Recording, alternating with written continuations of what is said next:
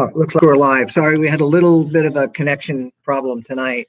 For those of you who don't know me, I'm Bob Allen, president of Green Mountain College. We're in Booth Lounge on the campus. We have a small group in the audience tonight of alums, I believe.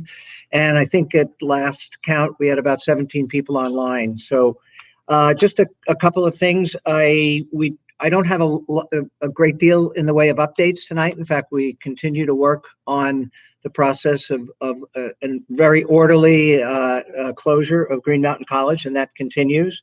And as I say, no real development since the call a week ago. This is the third call that we've had and the last scheduled call. If there is a need or desire to have another call, we will certainly do that. In the audience tonight, I think you know, for those of you who have been on these calls before, have been following for the last couple of weeks, we have 9 teach outs with Green Mountain College for our undergraduate and graduate students, and the preferred teach out is with Prescott College in Arizona, and there are 2 representatives from Prescott in the room tonight, and they are prepared to answer your questions. One of the reasons that we selected Prescott as the preferred teach out college was that their willingness to continue engaging with our alums. So I think that's very important to note. And Sturgis and Desi are in the audience tonight. And if you have any questions for them, they said they'd be happy to come forward. And I think I'll really just stop there. And I think if there are any questions that we have, or please, send in your questions right away. Thanks.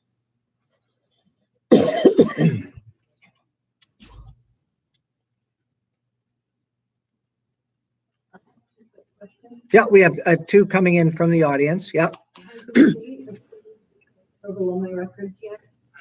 The state has not as yet. I didn't bring the date with me. I'm going to do it from memory, but I could have it wrong. But I believe I'm going to the Department of Education on the 23rd, I believe, of the month, and that plan will be presented then.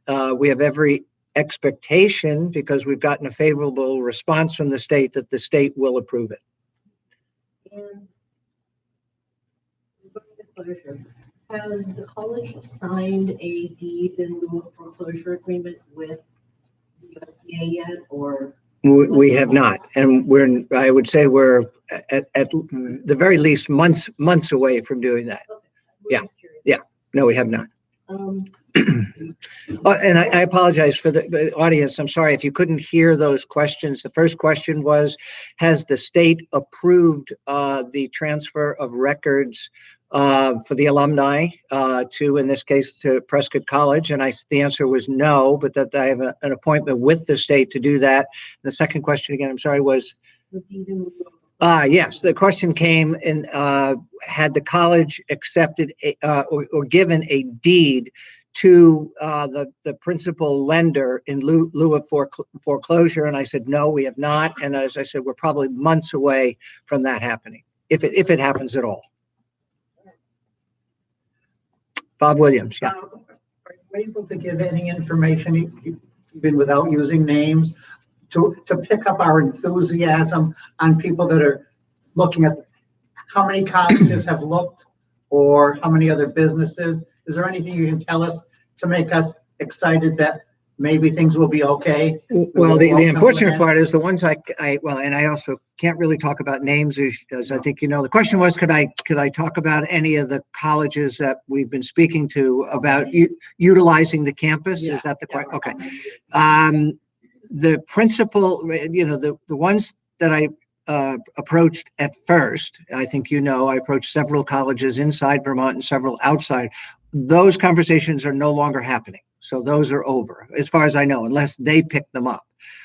We have had interest, and even recent interest, from outside the country for, I think I mentioned at the last call, there were 3. Initially, there was actually Australia and Dubai, and more recently it's been Spain and I got a question coming in.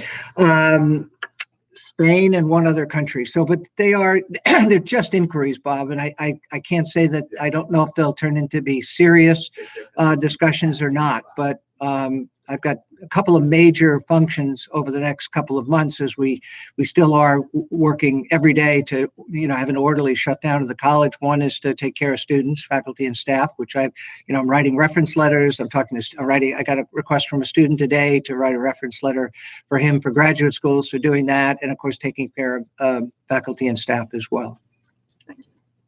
Another question? Yes. Yes, when we're partially through the process of our proposal to get to the board. Yes. What's the best way to get it? The best way. So the quickest way would be email. So the question, I guess it really was a comment to say that there is a group who's ready, getting close, it sounds like, to presenting a proposal to the administration and the board. And do you want to describe what that, even in rough terms, what that would be? I can't say a lot because of split agreements, but we'll be keeping the college operational and doing some other things with the campus. Okay. So, and it is something that is a serious proposal. We've been working pretty much day and night. I don't think I've slept much in the past couple of weeks, but it's something we want to bring forward to the board. We'll probably bring a preliminary proposal within a week and then talk with you, look at it if you believe that the trustees believe it's feasible, and at that point really talk to you about getting some nuts and bolts numbers to help ensure that we're on the right track. So go back to the question for a second. What was the best way to present a proposal to the board? And in this case, to keep the college open, you said maybe adding some additional functions perhaps to the campus. I said email, but just so you know, and I think I've said this before, the trustees continue to meet weekly.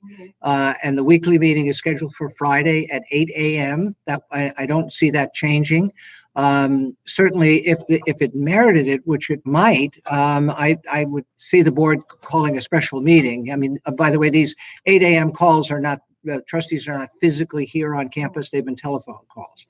But if there was, and I think for a serious proposal, which is what you're describing, we would need to get the board together. So we'd need probably at least some time to gather the board, or at least as many members as we could.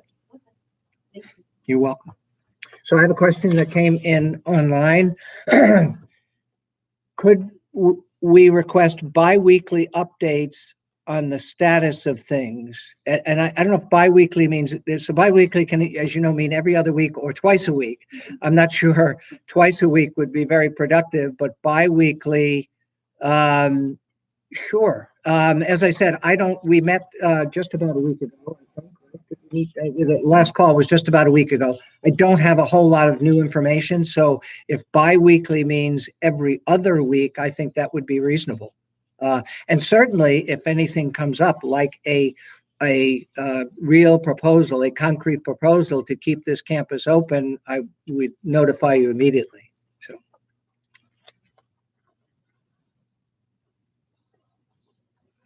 Questions? So I have none in front of me that came in from the live feed, none so far from the audience.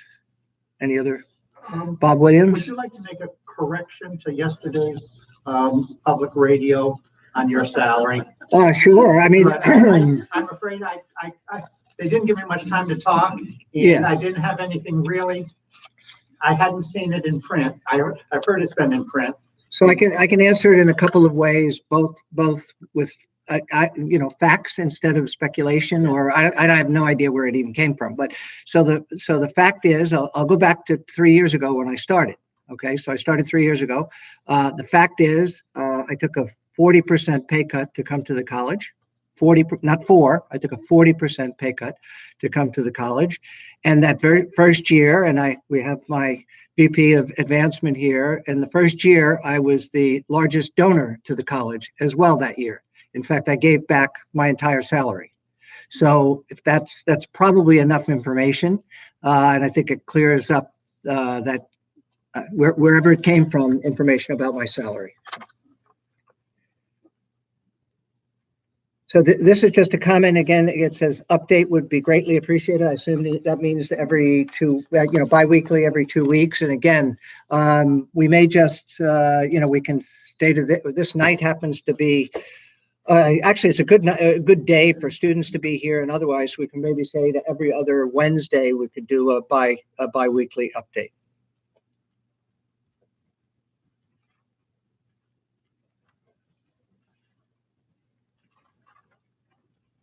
Your March 7th meeting that's supposed to be important with Ted Brady and Paul Broom.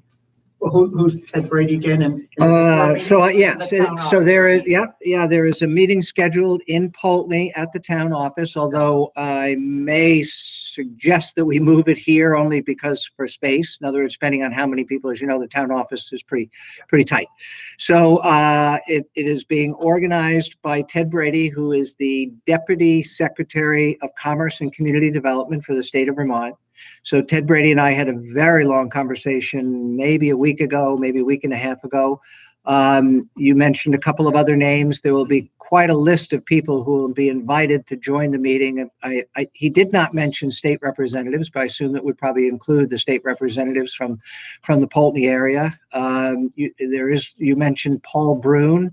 Paul Brune is the executive director of the Preservation Trust of Vermont. Founding director, actually.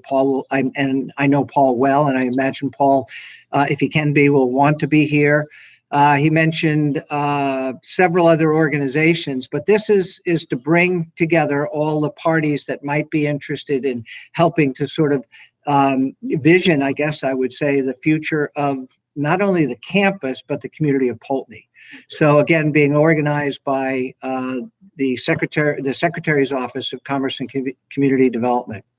In addition to that, I've been trading voicemails with the Commissioner of Labor, Lindsay Curley. We still haven't settled on a time where either she could get to campus or a representative from the Department of Labor to get to campus to meet with particularly staff on job placement in the event that we shut down in June.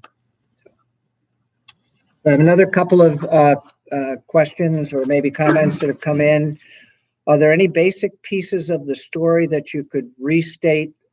Oh, wow. For people who haven't been able to participate in the last two calls. I'll do that in just a second. Let me think about that. I don't know where, quite frankly, I'm not sure exactly where to begin, but I'll try to do that. This is an easy one. Any chance we could buy GMC athletic apparel? You mean I think this may mean the actual athletic apparel that the athletes are using because it says /equipment. We can't, well, first of all, the good news is our basketball team has made it into the postseason, so they need their uniforms and their equipment. And none of these decisions on anything that is even not physically attached to this campus can be made now and won't be made again for probably several months. So for those, I'll do Mary Alma. But if they're looking to get the logo wear, comes from the athletics, there is a site, I don't have it here, but there is a site where people can go to buy that would help support the athletic team. Yeah, thank you.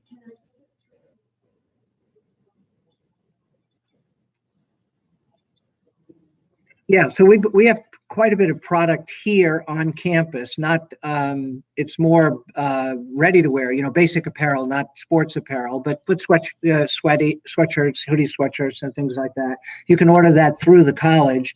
But Mary Alma was saying we also have a website which I don't have the address for.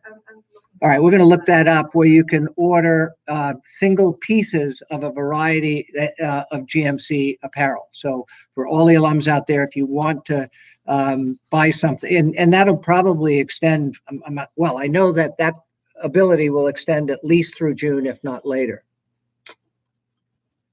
And we'll look up that other website for you. So sort of starting at the beginning, I'll be brief because I think I need to be, and most of you have heard this before. But about 18 months ago, I had identified the best outcome for Green Mountain College going forward was to find a partner. And when I say partner, this would be more than the partnership that we've established with Prescott College, but rather someone who could partner with GMC so that this campus would remain open, that we would be financially sustainable, which we are not, which is obviously why we are in the process of closing down, that we could find a partner that we could work with. I worked with actually three colleges inside the state of Vermont, so Vermont institutions, public and private. One I worked on for probably 3 months, thought we were going to have an arrangement that would have kept this campus open and for not just for a couple of years, but hopefully for a very long time. When those inside